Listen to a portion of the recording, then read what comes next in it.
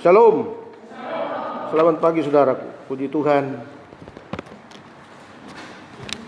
Saya terlalu yakin dan percaya bahwa saudara dapat merasakan bagaimana masa sulit itu kita lewati. Tidak mudah memang. Tetapi saudaraku, jangan khawatir, kita punya firman. Asal firman itu menjadi jalan hidup saudara. Jangan bengkok-bengkok, lurus-lurus saja. Pasti saudara akan lihat pertolongan Tuhan dalam hidup saudara. Sebab namanya manusia daging ini saudara. Daging ini keinginannya banyak. Mematikan keinginan daging tidak semudah mematikan saudara punya selera. Berbeda saudara. Mematikan keinginan daging ini kita harus menyangkal diri.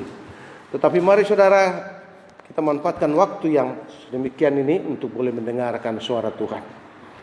Puji Tuhan, saya merupakan kemurahan Tuhan kita bisa bertemu lagi dan menerima berkat lewat firman Tuhan. Kembali pada pagi hari ini firman Tuhan akan berbicara kepada kita. Saya mengambil tema firman Tuhan pagi ini adalah jika jawaban pergumulan terlalu cepat diterima.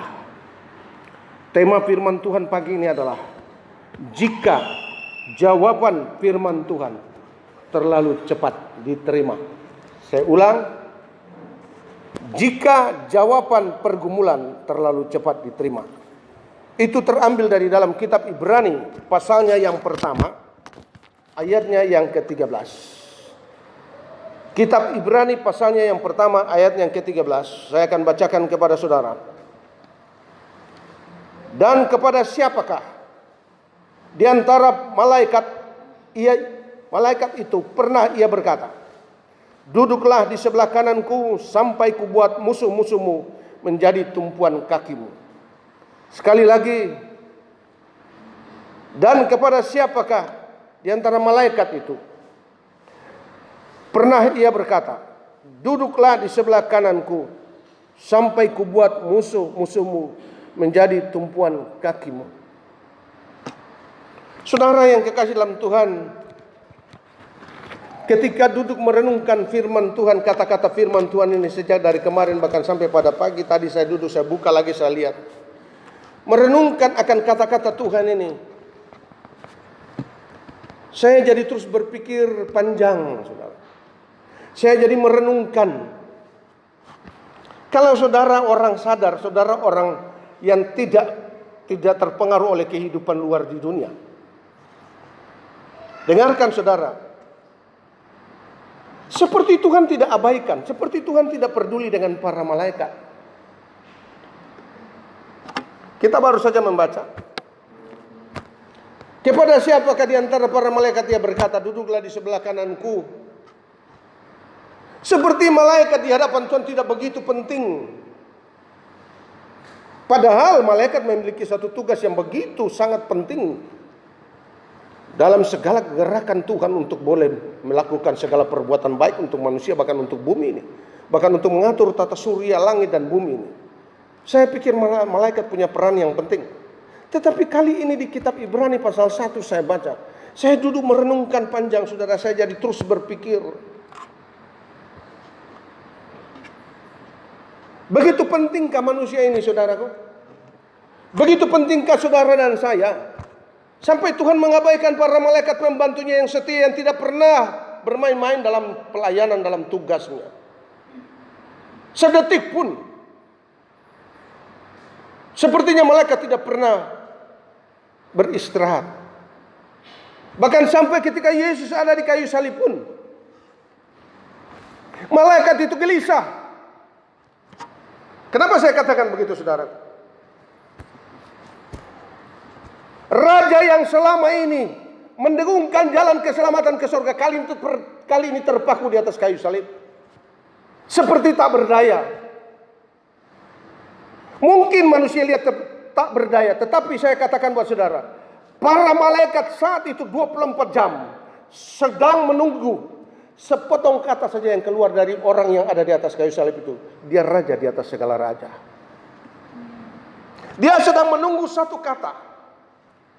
Mungkin kalau dia tunggu, mungkin malaikat akan menunggu. Kata yang sangat penting adalah, ini pikiran saya saudara, bukan pikiran Tuhan. Mungkin malaikat saat itu sedang menunggu perkataan. selesaikan. Maka dalam waktu sekejap mata, semua orang di sekitar kayu salib itu akan musnah. Hanya dengan sekedip mata malaikat akan mengambil nyawa semua orang itu. Tetapi saudaraku, tunggu malaikat berharap. Bahkan sampai pedang daripada tangan malaikat sudah terhunus siap untuk melakukan tugas membela raja di atas segala raja. Tunggu. Mereka gelisah, mereka sungguh ingin melakukan sesuatu untuk membela rajanya. Tapi saudaraku, dengarkan baik-baik. Pikiran Allah dengan pikiran malaikat berbeda. Pikiran malaikat dan pikiran saya berbeda. Mereka tunggu sampai satu ketika mereka tidak menginginkan jawaban itu. Malaikat tidak menginginkan perkataan yang keluar dari mulut Yesus itu, tidak. Mereka cuma menginginkan sesuatu untuk menyelesaikan tugas orang-orang yang menyalibkan dia, yang menyiksa dia ini. Seharusnya itu pikiran saya manusia biasa, ingin balas dendam. Itu kan pikiran manusia kita kan. Kalau kita disakiti kita ingin balas juga dengan sakit. Itu manusia, itu juga saya sadar, saya manusia. Tetapi saudaraku, perkataan yang keluar dari mulut Yesus pertama pasti saudara tahu. Ada 7 perkataan Tuhan di atas kayu salib. Perkataan pertama itu sebetulnya tidak diinginkan oleh para malaikat. Tapi perkataan itu keluar sekilas lintas. Ampunilah mereka Tuhan. Itu pedang yang sedang terhunus para malaikat.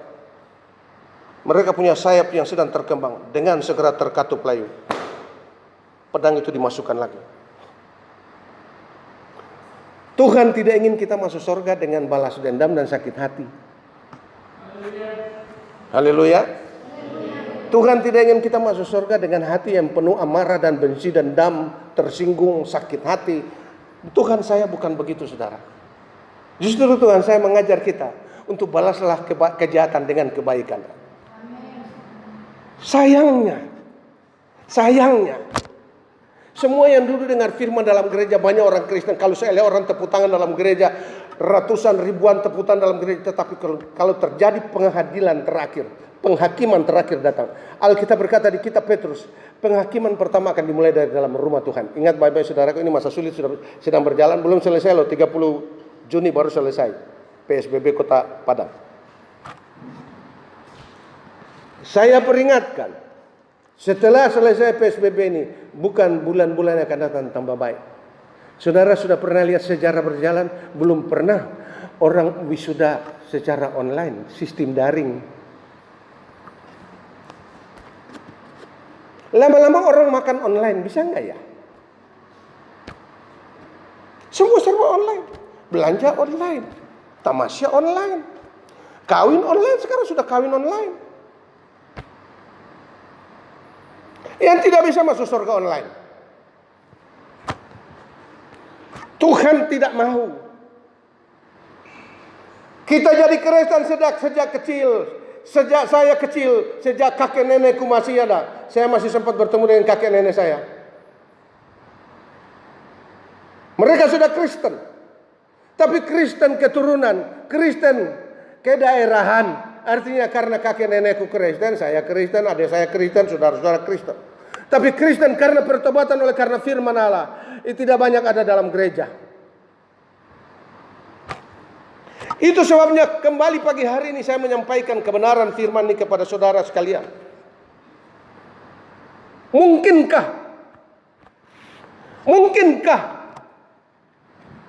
orang Kristen yang menyebut nama Yesus adalah Tuhan dan Juru Selamat yang masuk surga? Tidak ada jaminan. Tidak ada jaminan. Alkitab berkata, orang yang melakukan kehendak Bapakku lah yang akan bersama-sama masuk dalam kerajaan Bapakku. Haleluya.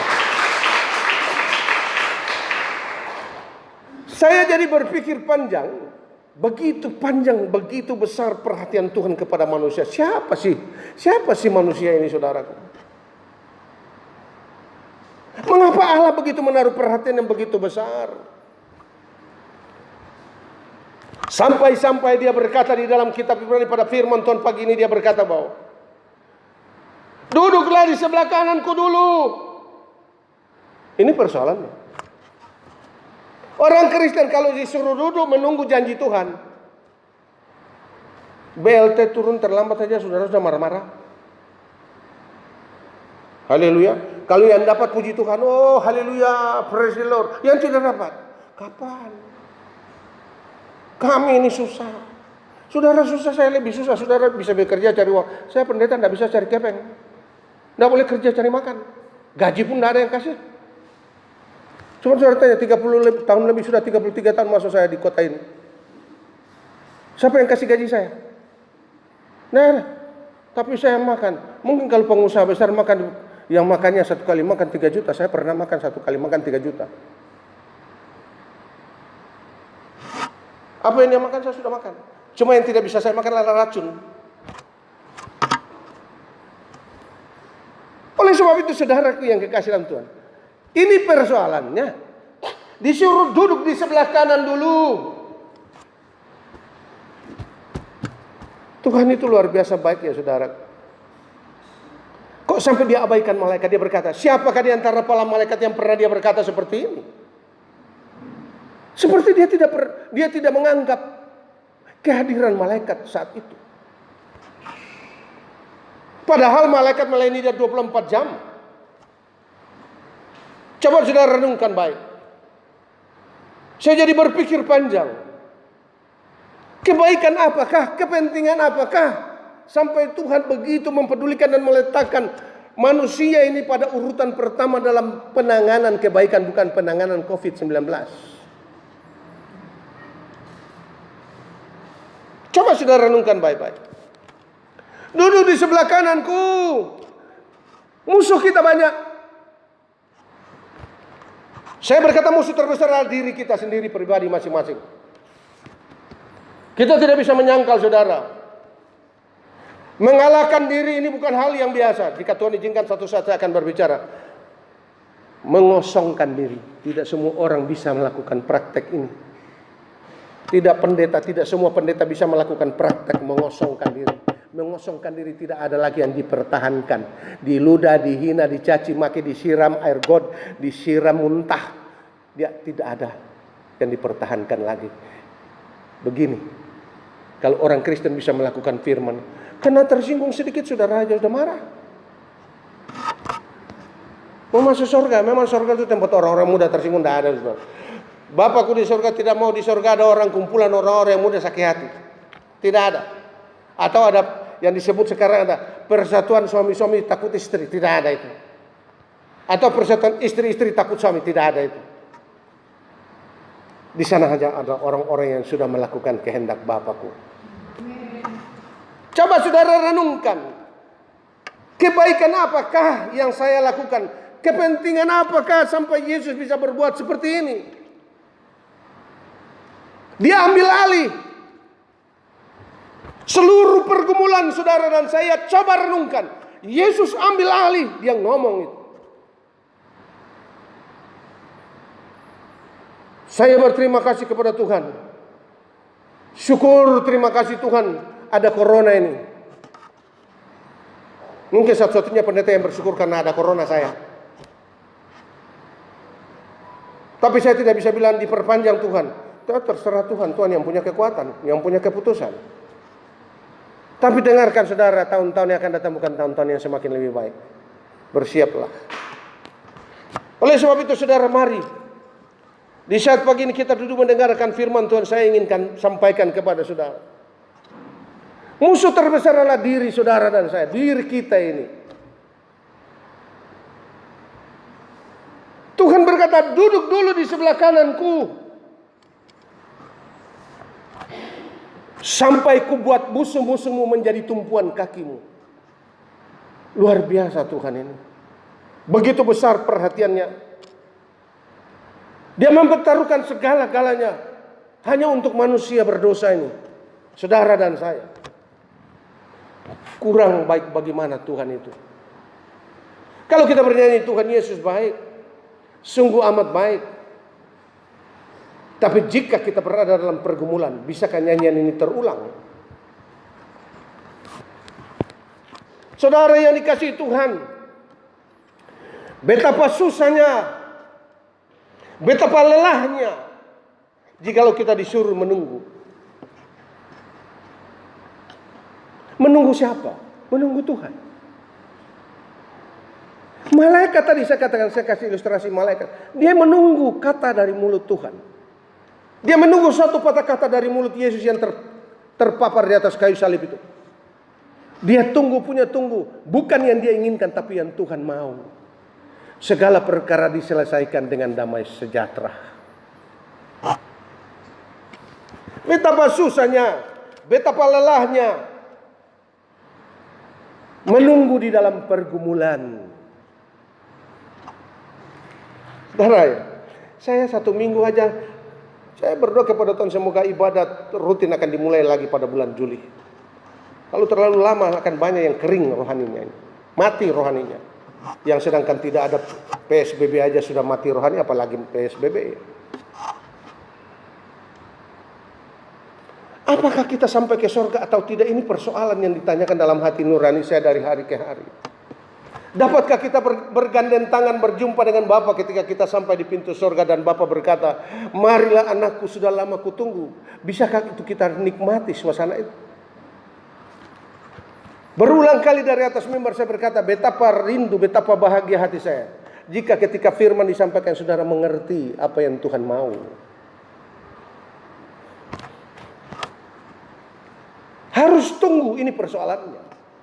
Menunggu apa? Menunggu jawaban dari Tuhan.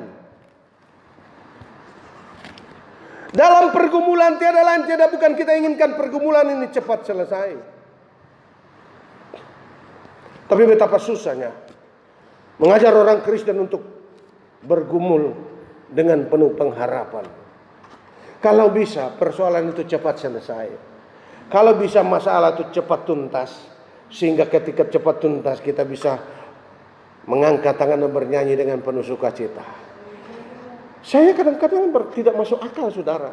Apakah orang Kristen bisa mengangkat tangan memuji Tuhan ketika suasana lagi senang? Bagaimana dengan Rasul Paulus dan Silas di penjara? Kaki lagi dipasung, tangan masih diborgol, duduk, tapi mereka bisa mengalami sukacita. Dan rantai-rantai dan pintu penjara bergoyang dan pintu terbuka dengan sendirinya. Dapatkah itu terjadi dalam kehidupan Kristen di akhir zaman ini? Saudara, dalam pergumulan, dalam kesulitan, bisakah kita angkat kata?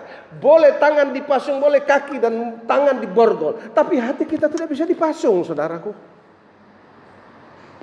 Kalau itu bisa terjadi, orang Kristen bisa mengerti kuasa Allah. Kuasa Allah bukan terjadi karena saudara punya doa yang penuh kuasa.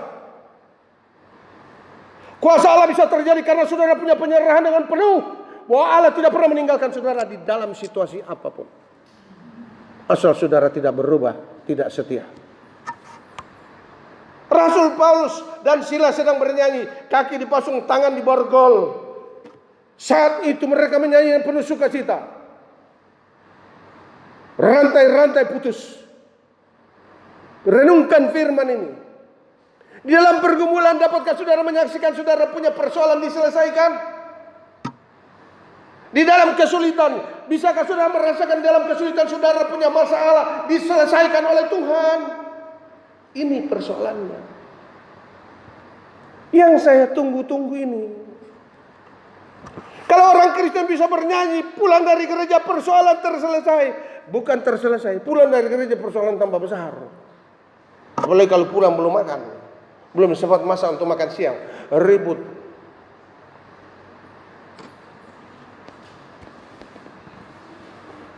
Saya berterima kasih buat Tuhan. Firman ini menyoroti kehidupan saya pribadi. Kalau kita boleh menunggu kesulitan ini mau selesai, bisakah dalam kesulitan kita menyanyi dan kita bersukacita, kita angkat tangan dan berdoa seperti Paulus dan Silas, lalu rantai-rantai itu terputus, pasung-pasung itu terbuka, segala pintu yang tadinya tertutup terbuka. Kalau ini terjadi, Kota Padang berubah jadi Kristen 100%. Tapi apa yang terjadi? Kesulitan datang, saudara bikin semakin jadi sulit. Karena saudara punya perangai dan kelakuan yang tidak pernah berubah. Bukan Tuhan yang bikin sulit, kita yang bikin sulit. Sungguh terlalu lama. Kadang-kadang saya bertanya Tuhan, sampai kapan Tuhan? Sampai kapan? Masalahku bisa selesai. Sampai kapan anakku bisa diobahkan? Sampai hari ini. Sampai kapan orang tuaku bisa diobahkan? Coba renungkan baik-baik. Jangan kita datang ke gereja dengar firman tapi tidak memahami kehendak dan rancangan Tuhan. Dengarkan baik. Rohani yang dewasa adalah rohani yang menantikan jawaban dan pergumulan, yang menantikan jawaban Tuhan dalam pergumulan dengan penuh sukacita, dengan harapan bahwa Tuhan tidak pernah meninggalkan saudara dan saya. Itu rohani yang dewasa. Tetapi rohani yang kekanak-kanakan selalu menantikan jawaban dengan bersungut-sungut dan mengomel. Perhatikan mulut saudara. Mulut ini kunci kehidupan. Dengan mulut engkau diberkati, dengan mulut engkau mati. Hati-hati gunakan mulut saudara. Haleluya. Kepada yang perempuan saya ingatkan, perempuan punya mulut itu yang bikin dia jatuh dalam dosa.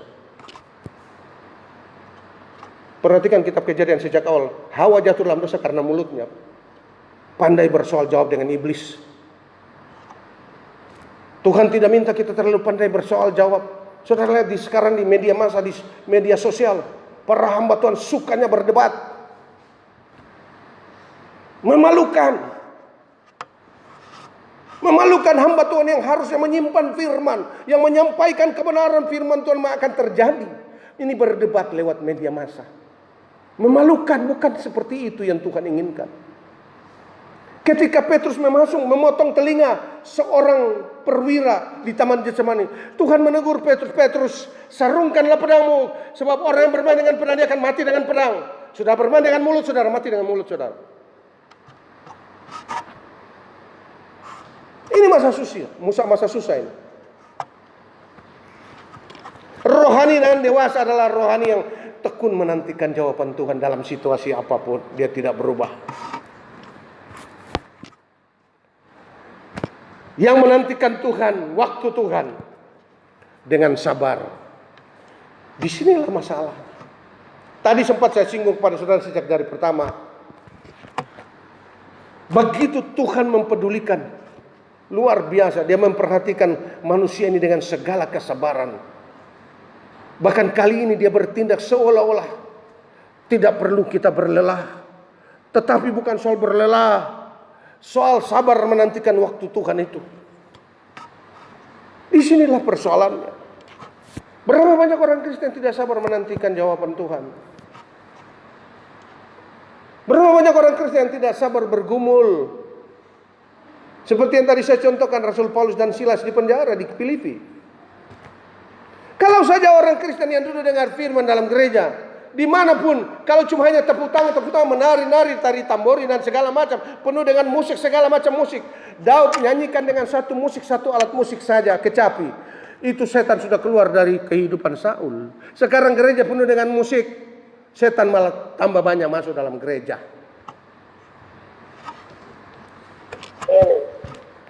Kita tidak bisa menyangkal.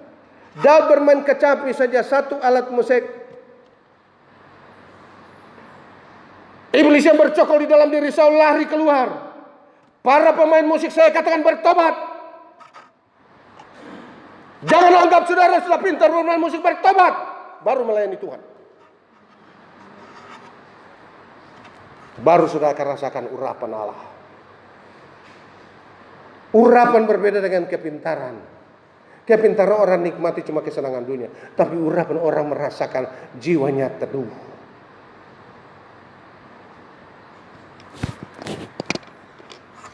Jika setiap pergumulan di dalam saudara punya kehidupan dalam persoalan saudara, kalau terlalu cepat kita menerima jawaban, kita terlalu cepat puas. Cara Tuhan berbeda dengan cara saudara dan saya. Orang kalau sudah terlalu cepat puas, sudah terlalu cepat rasa senang, karena setiap persoalannya cepat selesai, cepat mengalami jawaban dan menerima jawaban yang tepat pada waktunya. Cepat puas. lalu tidak usah lagi bergumul. Sering kita lupa bahwa firman Tuhan berkata bahwa hidup ini bergumul. Saudara, kalau kehidupan yang sudah merasa cepat puas, memang. Makanya saya bilang, Tuhan terima kasih buat virus corona ini. Cara Tuhan bukan cara manusia.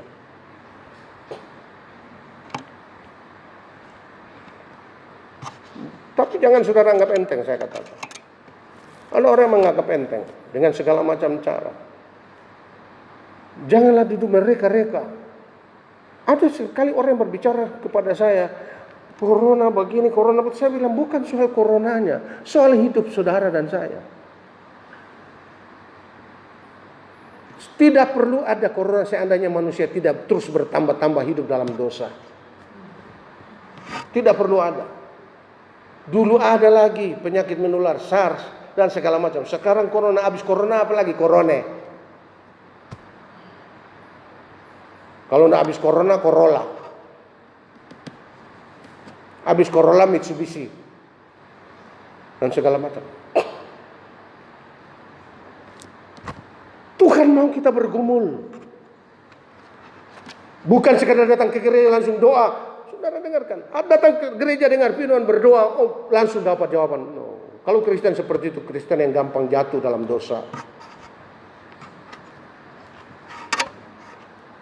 Kalau orang Kristen terlalu cepat menerima jawaban dalam pergumulannya,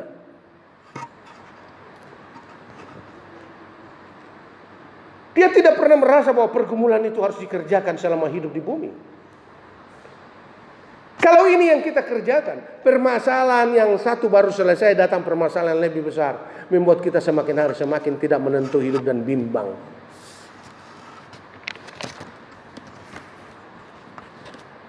Banyak kali orang Kristen ingin cepat-cepat sukses, ingin cepat-cepat berhasil. Akibatnya jalan yang dia tempuh adalah jalan yang bertentangan dengan kehendak Tuhan. Saya bersyukur buat Tuhan 30 tahun lebih saya di kota Sumatera Barat. Saya berterima kasih Tuhan jaga langkahku, jaga hidupku, jaga mataku, jaga hatiku. Jangan sampai satu hari pun aku bertentangan dengan Tuhan.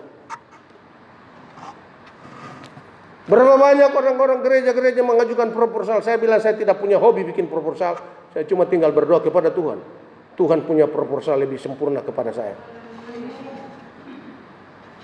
Jujur. Ada di sini yang menganjurkan saya bikin proposal. Saya bilang Anda yang bertanggung jawab kepada Tuhan. Nyaut sama Tuhan. Bukan saya. Dosanya kamu yang tanggung, bukan saya. Nanti kadang-kadang jawab, tapi kalau nanti proposal itu dijawab bagaimana om? Ya itu urusanmu, urusanmu dengan Tuhan. Haleluya. Kalau datang proposal turun sekian juta baru haleluya. Tapi kalau tidak turun-turun BLT, kenapa ini? Pak Jokowi lagi yang disalahkan. Haleluya. Nanti kalau kita tidak bisa tabah, tidak bisa sabar menantikan jawaban dari Tuhan. Kalau pingin cepat-cepat sukses, pingin benih yang ditabur aja belum tentu tanam hari ini besok langsung benih itu tumbuh. Saudara lihat sekarang. Belum pernah dalam sejarah hidupku sudah lebih dari usia 60 saya ini. Sudah mendekati usia 65. Sedang meranjak ke sana. Dan menuju ke 70. Tapi saya ingat firman Tuhan. Hidup manusia hanya 70 tahun. Dan saya berkata Tuhan, tinggal sisa berapa lagi usiaku? Biarlah tinggal di usia yang sisa ini. Saya mau berubah. Semoga amin saudara itu mendapat jawaban dari Tuhan. Jangan saya yang amin, saudara yang tidak berubah. Puji Tuhan. Sedang meranjak ke arah 70 usia saya. Tinggal berapa tahun lagi Tuhan? Tapi saya berkata kepada Tuhan, di sisa hidupku ini Tuhan berikan kesempatan kepadaku. Aku bisa berubah. Untuk bisa menyenangkan Engkau Tuhan.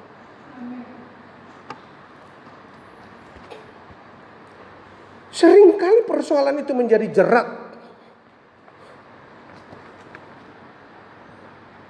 Menjadi penghalang bagi kita punya langkah ke depan. Karena kita kurang sabar menunggu saatnya Tuhan.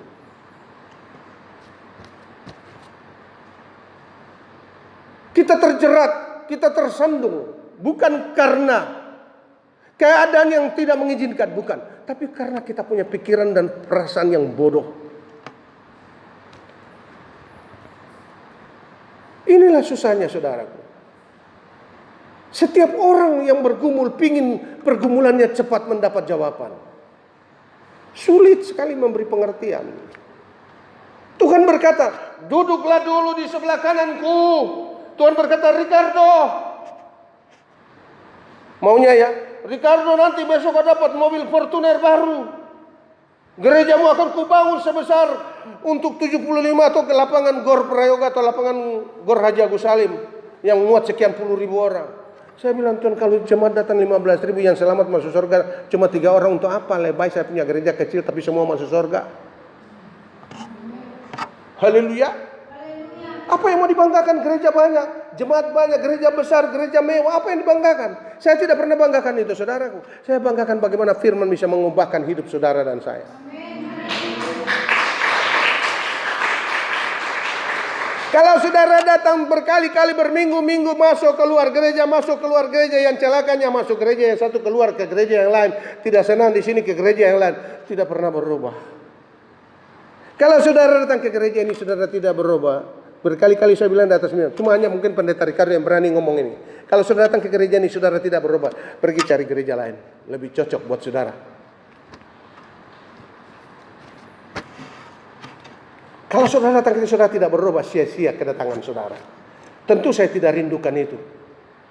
Saya harapkan saudara datang firman Tuhan dapat merubah hidup saudara. Demikian kalau kita terlalu cepat ingin mendapatkan jawaban, tidak semudah itu.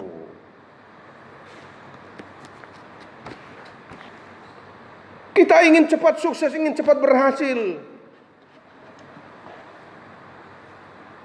Bisa-bisa kita jadi orang yang ceroboh.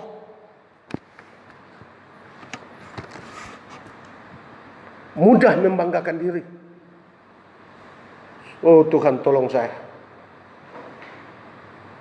Lihatlah saudaraku, kalau sekarang jemaat masih sekian, masih bisa saya ditemui. Tapi kalau jemaat gereja sudah besar puluhan ribu, mau ditemui pendeta udah susah. Lebih gampang ketemu Yesus. Tuhan tolong. Jemaat 15.000, yang masuk surga cuma 3 orang, untuk apa? Sak pendeta, sak istri-istrinya, sak anak-anak, sak cucu-cucunya masuk neraka kabeh.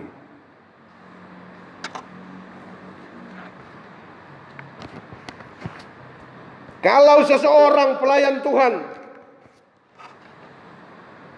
kalau saudara melayani Tuhan, terlalu cepat menerima kuasa,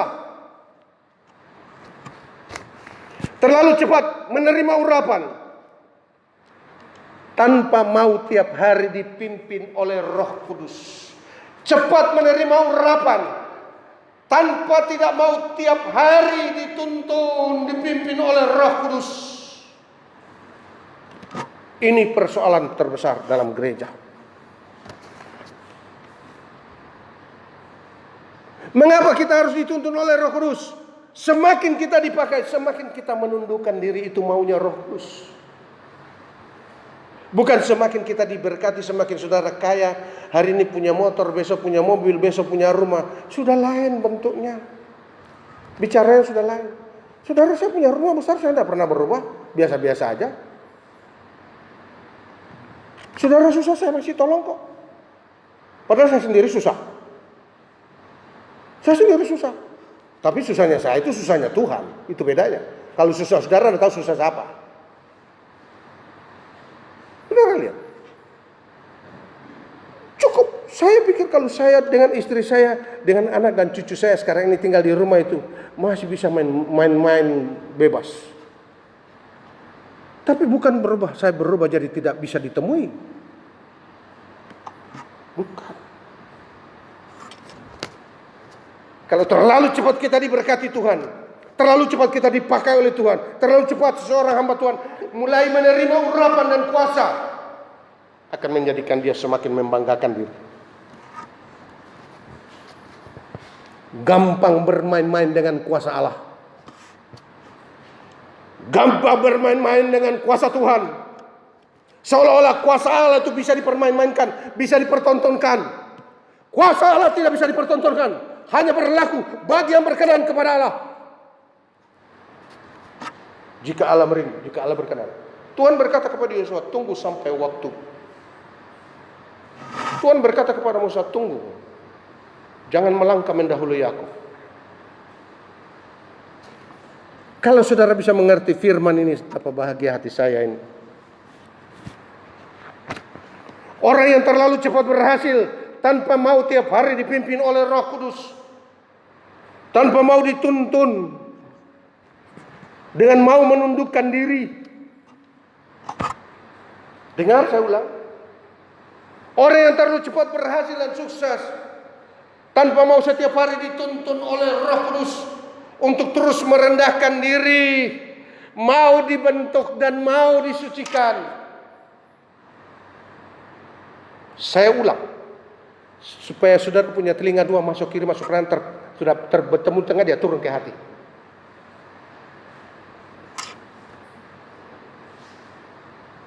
Orang yang terlalu cepat mau berhasil, terlalu cepat mau dijawab pergumulannya,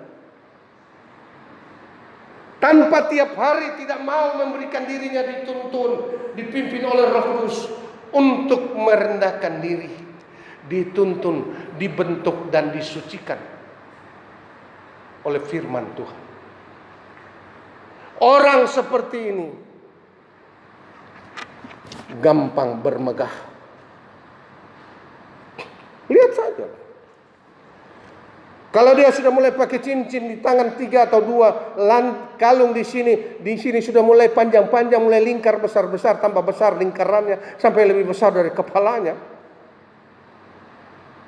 Maka susah sekali orang begitu kita temui. Mau diajak ngomong sudah lain. Karena lingkaran di telinganya sudah besar.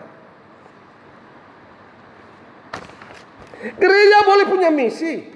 Gereja boleh punya visi. Gereja boleh punya firman. Gereja boleh punya Roh Kudus. Saya tanya saudara, apakah semua itu kita terima begitu saja? Begitu gampang kita terima? Tidak, saudara. Apakah semua itu datang begitu saja? Tidak, saudara. Gereja harus berperang. Kita dilengkapi dengan firman setiap minggu. Saudara duduk dengan firman tiap minggu. Saudara tidak mau dibawa Tuhan karena saudara dengar. Orang masuk polisi dididik 11 bulan jadi polisi. Mesti diperpegang pada senjata dan melatihan menembak. Harus dididik. Nah, kalau kita dikasih firman Tuhan, terus tidak dibawa Tuhan dalam pencobaan, dalam pergumulan. Saya mau tanya saudara, saudara mau jadi apa? Makanya saya katakan, gereja boleh punya misi, boleh punya visi, boleh punya firman, boleh punya Roh Kudus. Apakah semua itu datang begitu saja gampang? Gereja harus berperang, saudaraku. Orang Kristen jangan terlalu mudah mendapat urapan dan kuasa. Nanti orang seperti itu mudah mempermain-mainkan kuasa Allah. Kuasa Allah bukan untuk dipermain-mainkan, bukan untuk dipertontonkan. Kuasa Allah itu datang jika Allah berkehendak jadi maka jadi. Tidak perlu diatur-atur oleh manusia. Siapa kita ini?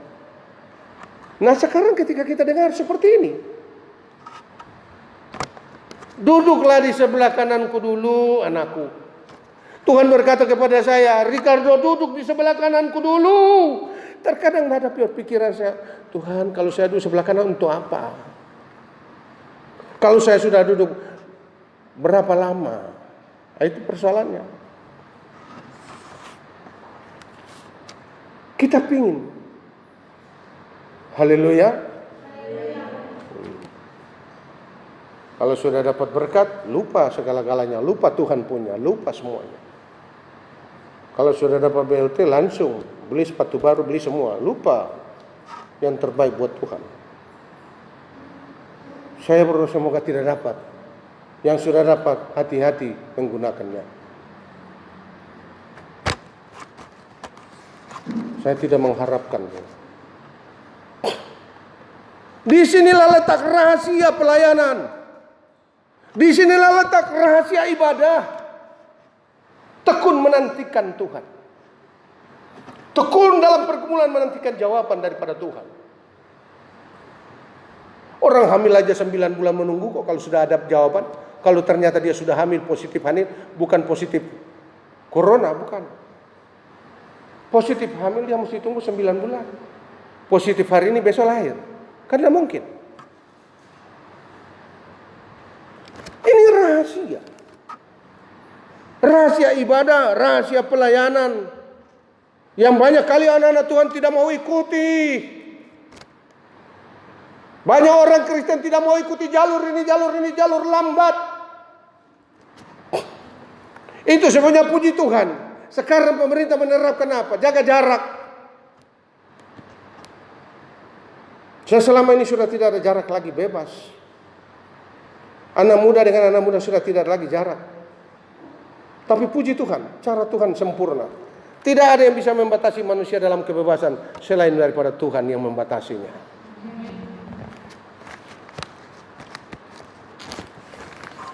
Rahasia ini banyak kali orang Kristen tidak paham dan tidak mau ikuti. Akhirnya banyak yang gagal dan kecewa. Ingat, Tuhan tidak mau orang masuk surga dengan kecewa. Oleh sebab itu saudaraku yang kekasih dalam Tuhan, dengarkan baik-baik. Kalau Tuhan izinkan kita di dalam pergumulan, bukan berarti Tuhan tidak perhatikan saudara punya masalah. Dengarkan baik-baik. Gereja yang sedang bertumbuh adalah gereja yang ditandai dengan banyak pergumulan. Tapi gereja yang sedang hancur, itu gereja yang ditandai sama sekali tidak ada masalah lagi, tinggal jatuh. Rumah tangga yang tidak ada masalah dan pergumulan dalam rumah tangga, itu tunggu, hancur aja lagi. Itu sebenarnya seringkali saya ketemu ada orang yang mengeluh. Kalau ada istri yang mengeluh tentang suaminya, tentang anak-anaknya, saya bilang, kalau misalnya Tuhan izinkan anak-anakmu baik, nanti kau yang tidak baik. Kalau Tuhan izinkan suamimu baik, kamu yang tidak baik. Tapi Tuhan izinkan semua ini supaya kita dibentuk. Haleluya. Saya dibentuk lewat perangai kehidupan jemaat. Tuhan beri saya kesabaran untuk menangani setiap kepala ini tidak mudah, saudara. Kalau saya mau simpan sakit hati, saya cepat mati. Itu apa? Tapi saya berdiri dengan sikap saya, ada firman Tuhan. Haleluya. Ada firman buat saya. Yang salah saya kasih tahu, saya tegur. Bahkan bila perlu saya marahi. Tapi apakah semua yang saya tegur, yang saya nasihati, yang saya marahi, mengerti? Hanya jemaat yang dewasa lah yang mengerti setiap didikan dan teguran. Saya ulang, hanya jemaat yang dewasa lah yang dapat mengerti dan memahami setiap teguran, nasihat, dan yang dimarahi. Anak kita berjalan salah langkah, kita marah. Loh, kita sendiri salah langkah, kita tidak mau dimarahi. Coba mari kita renungkan, saudara. Tidak semestinya kalau saudara hebat, saudara kaya, saudara limpah segala-galanya, lalu semuanya akan jadi baik pada waktunya. Tidak. Hidup ini bukan kita punya, kita pinjam. Alkitab berkata di kitab Petrus, hidup ini numpang, bukan ngontrak. Kalau kontrak saudara masih punya hak. Tapi kalau numpang, anytime. Setiap waktu saudara bisa disuruh keluar. Keluar dari dunia. Besok Tuhan suruh panggil pulang, mati. Hati-hati saudara, kita ini numpang. Jangan gegabah, merasa diri hebat. Besok Tuhan sementara tidur malam, besok tidak bangun-bangun. Sudah, selesai. Saya tidak takut mati. Bahkan saya berkata kepada saudara, saya sudah siap untuk mati. Tapi persiapan saya ini kadang terganggu karena apa? Saya melihat saudara belum siap. Saya rindu menggandeng tangan saudara, anak-anak dan istri-istrimu dan cucu-cucuku. Saya ingin menggandeng tangan saudara, kita berjalan menanti kedatangan Tuhan Yesus yang kali kedua. Supaya kelak dia datang, kita bersama-sama bertemu di pintu sorga, bertemu dengan Bapa di sorga. Itu kerinduan terbesar. Untuk apa saya sampaikan firman seperti begini? Kalau cuma sekedar supaya saudara menyenangkan hati saudara, tidak. Saya rindu gandeng tanganmu. Mari kita bersama menyongsong kedatangan Yesus. Lalu sama-sama bertemu di pintu sorga, bertemu dengan Bapa di sorga. Bukankah itu kerinduan terbesar? Jangan saudara pikir bahwa setiap pergumulan, setiap masalah harus segera selesai. Tidak. Waktu Tuhan. Rasul Paulus seorang hamba Tuhan yang pintar dan jenius. Tapi saat Tuhan panggil dia, saya tanya saudara, Rasul Paulus pintar, jenius, memiliki semua karunia. Tapi saat Tuhan panggil dia, saya tanya saudara, apakah dia langsung berhasil? Tidak, saudara. Dia harus lewati banyak pergumulan dan penderitaan. Itu rahasia pelayanan. Itu rahasia ibadah yang tidak diajarkan di sekolah Alkitab. Itulah rahasia ibadah, rahasia pelayanan. Inilah dasar yang hilang dari pendidikan teologi di dalam gereja. Sekolah jadi pendeta, langsung dikasih sidang, sukses. Ini celakanya. Ini ingatkan Weni baik-baik. Sejak awal saya bilang, pergi sekolah kita bukan jadi bos.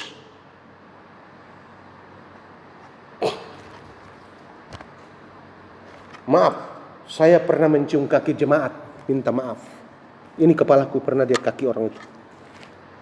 Saya pegang kakinya, saya cium dia, saya menangis di kakinya, saya minta maaf.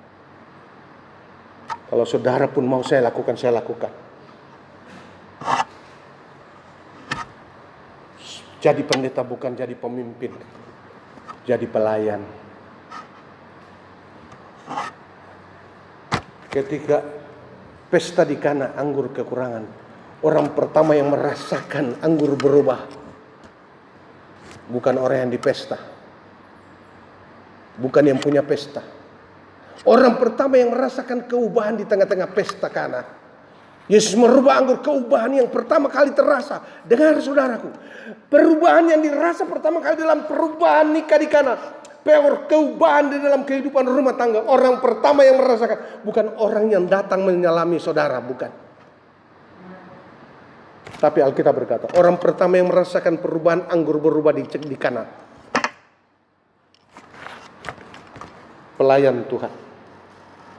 Pelayan-pelayan, buka hatimu, buka jiwamu. Jangan terlalu angkuh dan pongah.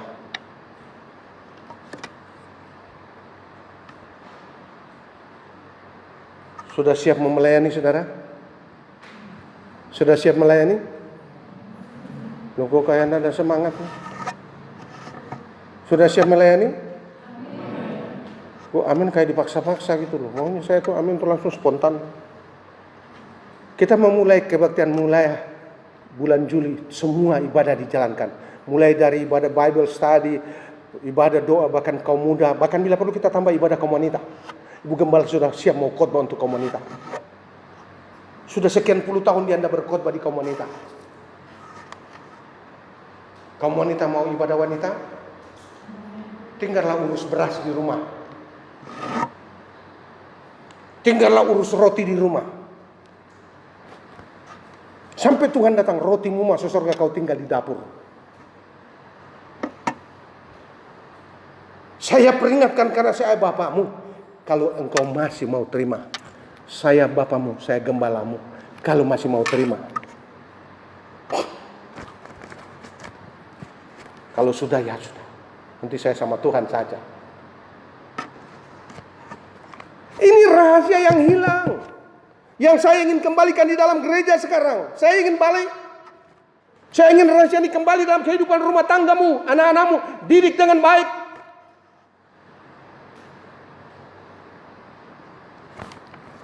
Rahasia ibadah.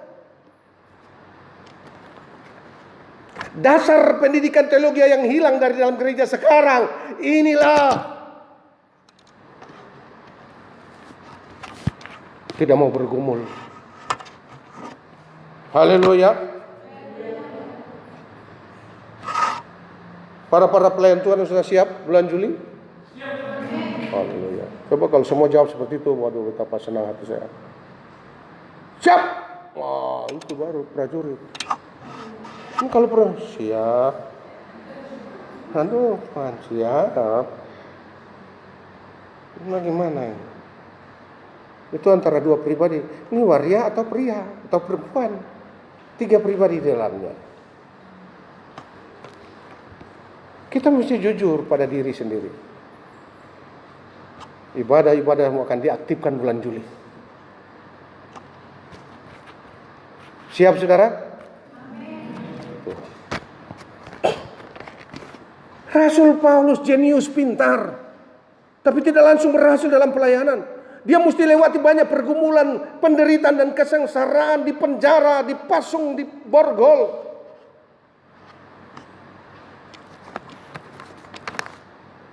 Inilah pendidikan yang hilang, dasar pendidikan teologi yang hilang dari dalam gereja. Duduk dengar firman, besok diberkati. Mereka pikir ikut Yesus itu main sulap. Jadi burung. Jadi sapu tangan. Jadi bebek. Nah ini. Ikut Tuhan bukan sulap. Ikut Tuhan proses. Duduk, Ricardo, duduk, tunggu. Ini persoalannya. Disinilah banyak siswa-siswa sekolah kita, banyak hamba-hamba Tuhan tidak mau menunggu untuk kesuksesan yang datang dari Tuhan. Bikin sendiri. Dengarkan.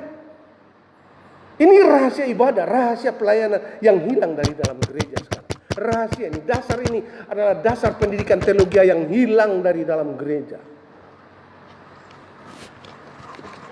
Langsung jadi. Tidak harus menunggu. Saudaraku kaum muda dengar, remaja dengar. Ibu-ibu dengar, bapak-bapak dengar. Jangan kira Anda sudah didoakan, Anda sudah dibaptis, lalu semuanya akan jadi dengan sendirinya. Tidak. Ada proses dari Tuhan.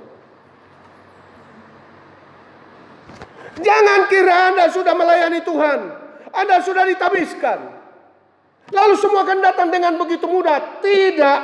Proses dari Tuhan akan berjalan. Ingat yang melayani Tuhan? Mengerti? Singar mana? Mana satu lagi? Perlu saya ingatkan. Jangan hanya di depan bergaya saja. Tapi urapan hilang. Lihat, saya yang duduk menikmati saudara punya pelayanan kosong. Saya ingin diurapi saudaraku oleh saudara punya pelayanan. Yang singar mengerti? Well mengerti?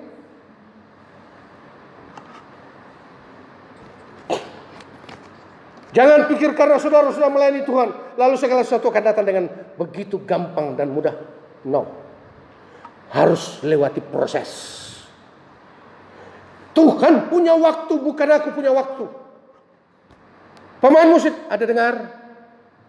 Pemain musik ada dengar?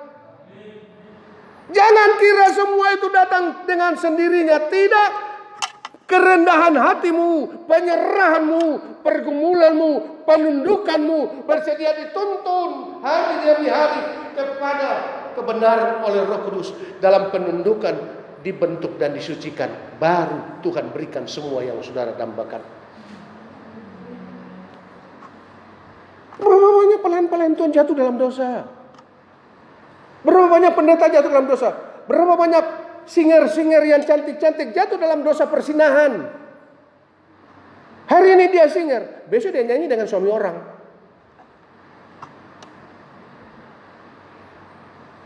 Bertobat. Kita sedang melayani di tempat kudus. Allah yang kita layani adalah Allah serwa sekalian alam. Dia yang memegang tumpuk kekuatan bumi. Dia yang mengatur peredaran tata surya langit dan bumi. Para bintang dan para penerang bumi. Dia yang mengaturnya. Bahkan napas saudara dan saya dia atur. Tanpa dibayar saudaraku. Haleluya. Tidak dibayar. Dia kasih napas saudara tidak bayar. Saya bilang Tuhan, di mana di dunia ada mesin yang seumur di atas lebih dan belum masuk sudah menuju ke 70 tahun ini. Mesin seumur segitu ada di bumi yang 24 jam jalan tanpa ada ganti oli? Enggak. Hanya jantung manusia lah yang Tuhan buat. Kalau Tuhan izinkan dia umur 80, 90, 100 tahun juga jantung itu berdetak tuk tak tuk tak tuk tak tuk tak tuk tak. Tapi satu kali kelak jantungmu akan berhenti. Kita tidak tahu kapan.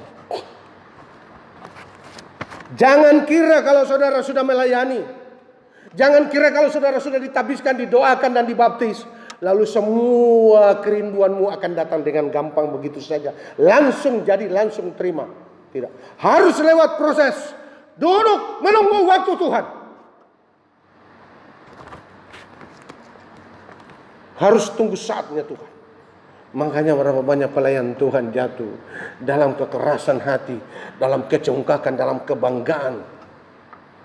Berapa banyak umat Kristen yang tidak taat tunggu waktu Tuhan.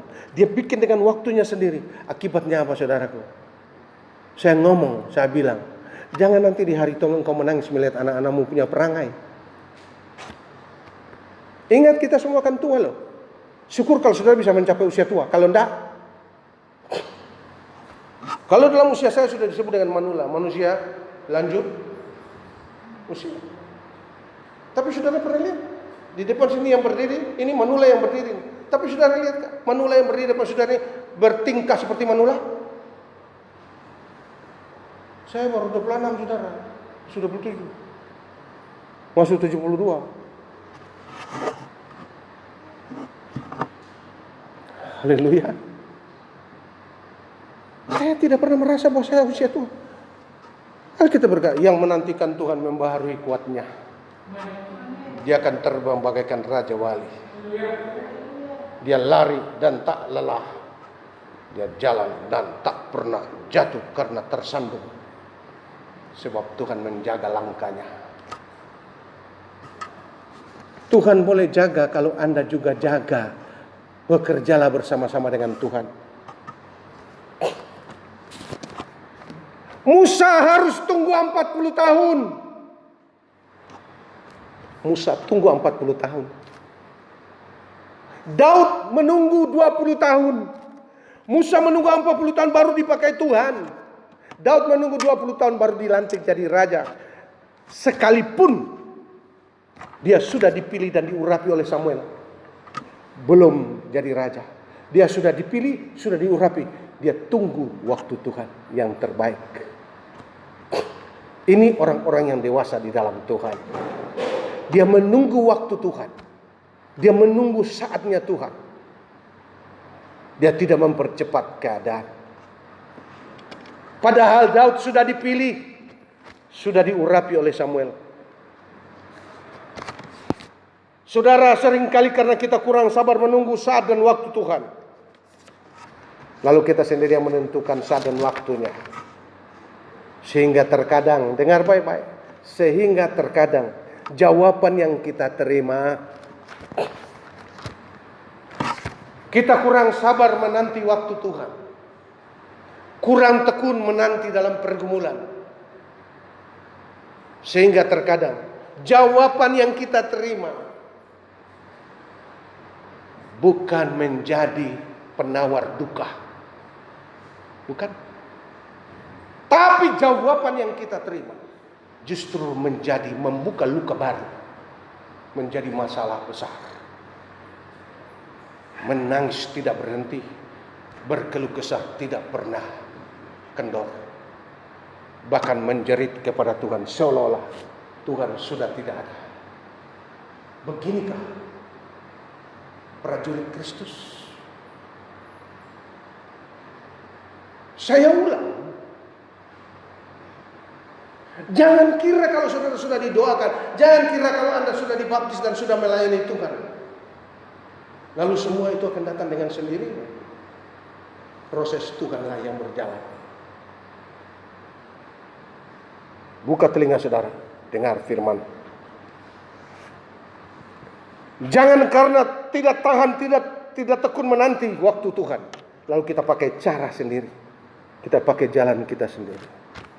Minggu yang lalu saya katakan, karena kita sering memakai cara dan pikiran, sehingga kesulitan semakin jadi lebih besar, lebih sulit. Jawaban yang kita terima bukan menjadi penawar duka atau penghapus lara. Kita pakai bahasa puisi sedikit. Penawar duka atau penghapus lara. Tapi justru sering yang saya saksikan adalah jawaban yang kita terima malah menjadi penggores luka yang baru, menambah masalah jadi tambah besar, yang justru membuat hidup kita semakin tidak menentu, bimbang, seperti hilang pengharapan. Sebab kita sendiri yang membuatnya. Kita sendiri yang membuatnya terbalik. Tuhan maunya besok, saudara. Tuhan maunya minggu depan, saudara maunya besok.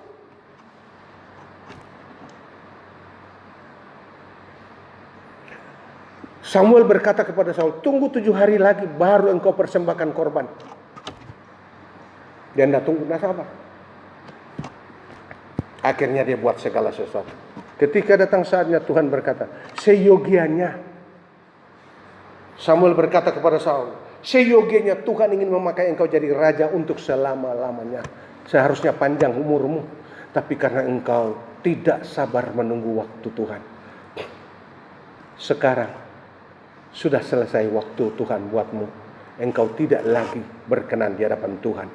Sudah ada orang lain yang berkenan di hati Tuhan. Sekarang ini Tuhan pilih Daud menggantikan Saul. Dan Daud mesti tunggu 20 tahun. Padahal Tuhan mau gereja Tuhan hidup dalam pergumulan. Saya harap saudara mengerti firman Tuhan begini. Tuhan mau gereja Tuhan hidup dalam pergumulan. Bukan hidup dalam foya-foya. Bukan hidup bebas. Sekali lagi saya katakan, kalau kita ingin segala sesuatu cepat tanpa mau dipimpin hari demi hari oleh Roh Kudus untuk menuntun kita dan melihat kepada kita bagaimana kita bisa dituntun, bagaimana kita bisa dibentuk, disucikan agar hidup berkenan kepada Tuhan. Kita akan melihat kemuliaan demi kemuliaan. Tapi kalau tidak, kita akan melihat kegagalan demi kegagalan, kehancuran demi kehancuran. Sadarkah saudara? Ada haleluya. Sadarkah saudara? Dengar firman ini. Saya sampaikan berita ini supaya saudara jadi dewasa. Jangan terlalu cepat ingin berhasil. Jangan kira saudara sudah didoakan, sudah dibaptis, sudah jadi pelayan Tuhan, majelis, jadi diaken, jadi penatua. Saya kadang-kadang lihat orang bangga. Dia sudah jadi penatua, majelis jemaat. Apa yang dibanggakan? Mengertikah saudara? Betapa bahagia hati saya ini jika saudara mau dituntun oleh Roh Kudus dari hari ke hari dalam menanti waktunya Tuhan. Kita harus bersedia dituntun, diarahkan, dibentuk dengan keadaan, dengan pergumulan, dengan masalah, dengan persoalan. Kita dibentuk. Saudara yang muda, saya harap saudara punya telinga 2 buka dan mengerti, ini bukan khotbah anak-anak.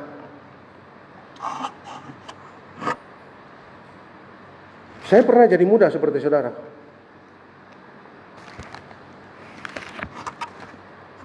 Tapi hidup muda saya tidaklah seperti saya lihat sekarang ini. Bebas.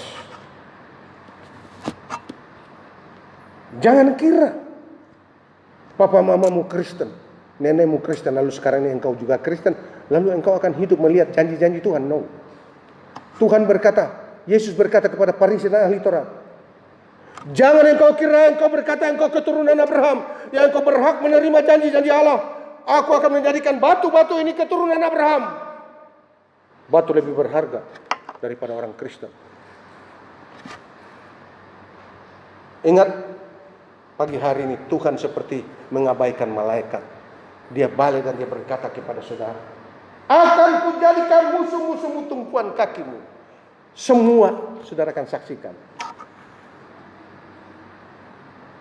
Mau tekun menanti? Waktu Tuhan, bukan waktu saudara. Haleluya. Terkadang kita mempercepat waktu. Jawaban yang kita terima menjadi masalah tambah besar. Kita membuat segala sesuatu jadi terbalik. Yang harusnya kita terima dengan sukacita, malah kita terima dengan penuh duka. Tuhan tidak ingin. Itu sebabnya dengar baik-baik. Mari dengarkan firman. Betapa bahagia hatiku ini bisa melihat saudara memahami firman dan hidup menurut maunya Tuhan. Menyenangkan hati Tuhan itulah waktu Tuhan, bukan waktu saudara.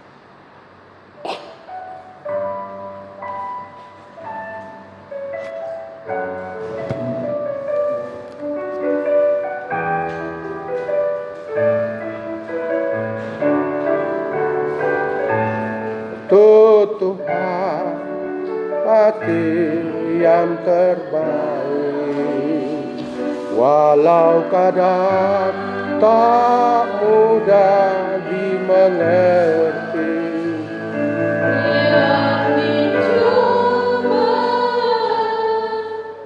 Mari kita bangkit berdiri bersama. Kita harus jujur. Kita sering tidak mengerti waktu Tuhan. Kita membuat semua jadi sulit, jadi tambah terbalik. Kita tidak mengerti. Mari saudara, sadarkan firman Tuhan. Duduklah di sebelah kananku. Tunggu, sabar, tekun. Rahasia ini telah hilang dari dalam gereja. Rahasia ini telah hilang dari dalam kehidupan nikah rumah tangga Kristen. Dasar pendidikan ini telah hilang dari dasar pendidikan teologi di dalam gereja.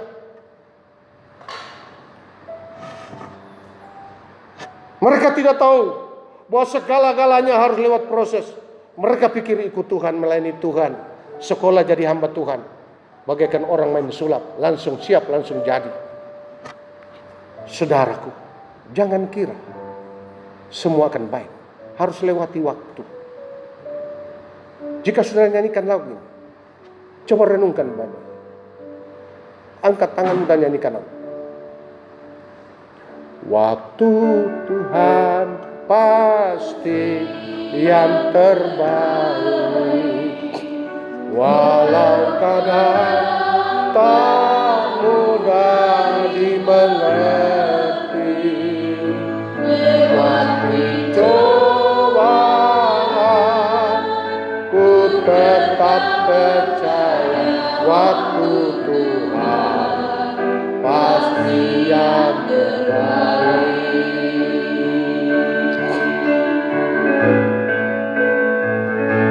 Bila kau izinkan sesuatu terjadi,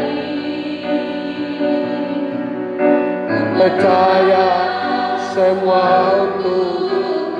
semua untuk kebaikan Anda, kebaikan saya. Berapa banyak air mata harus dibayar? Pergumulan yang tidak henti. Itulah tugasmu dan tugasku. Bergumul menantikan waktu Tuhan. Bergumul menantikan waktu Tuhan. Bukan bergumul memaksakan kehendak. Memang sulit dewasalah. Dewasa yang mengerti, yang bisa tekun menantikan waktu Tuhan.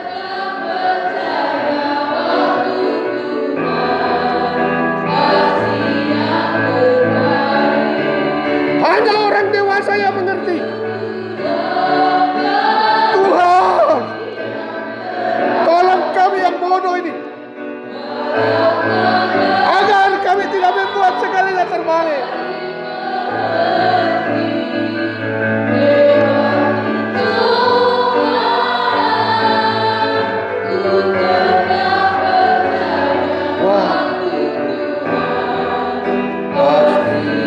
Sekali lagi waktu Tuhan.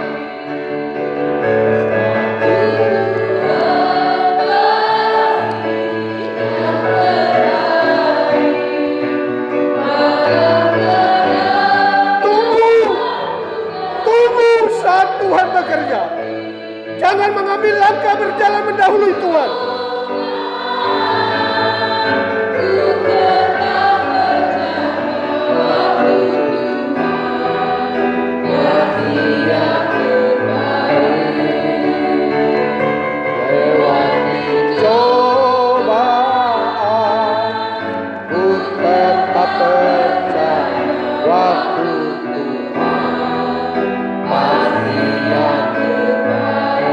Kita tundukkan kepala.